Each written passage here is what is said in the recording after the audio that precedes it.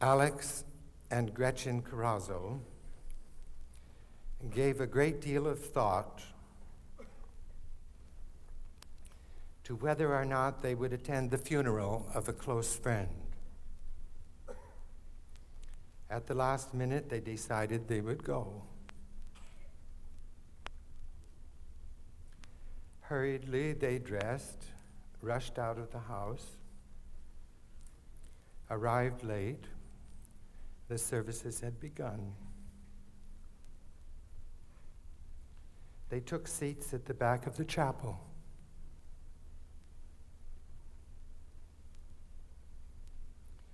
When the invitation came to view the body, they again deliberated, finally deciding to do so. Coming to the casket, they discovered they were at the wrong funeral.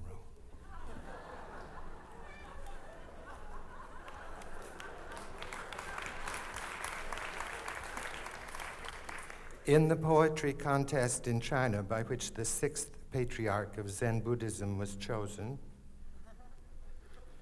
there were two poems. One said, "The mind is like a mirror.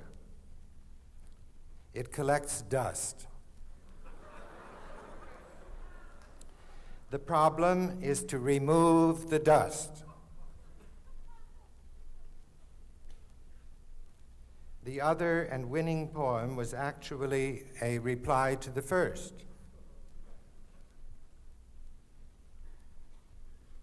It said, "Where is the mirror?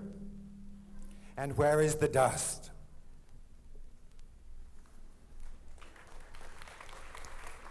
Some centuries later, in a Japanese monastery, there was a monk who was always taking baths.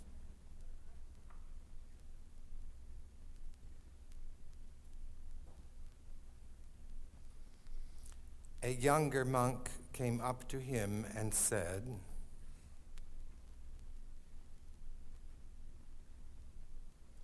"Why, if there is no dust,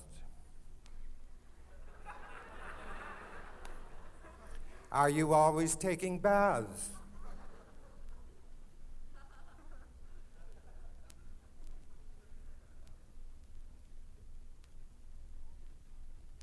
The older monk replied,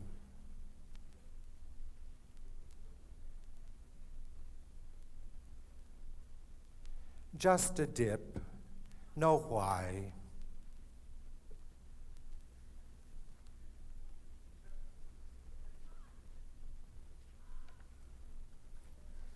Once I was visiting my Aunt Marge.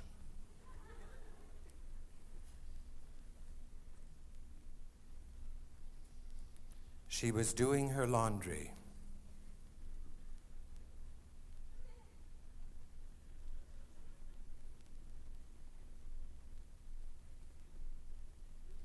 She turned to me and said, "You know, I love this machine much more than I do your Uncle Walter."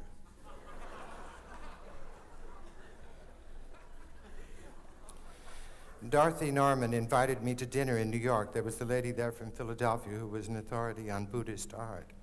When she found out I was interested in mushrooms, she said, "Have you an explanation of the symbolism involved in the death of the Buddha by his eating a mushroom?"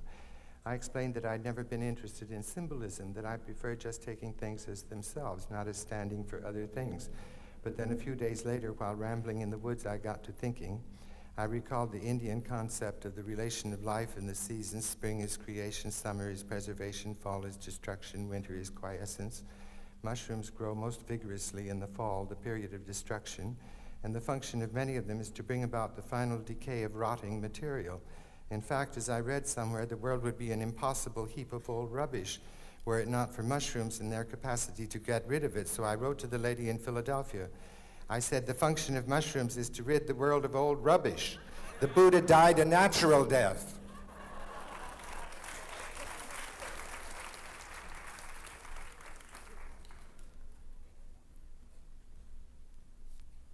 One of Suzuki's books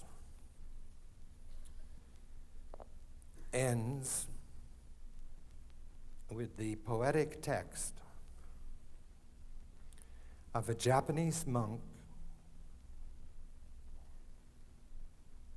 describing his attainment of enlightenment.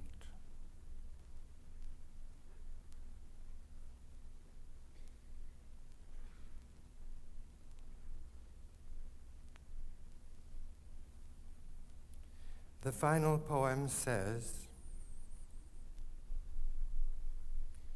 "Now that I'm enlightened,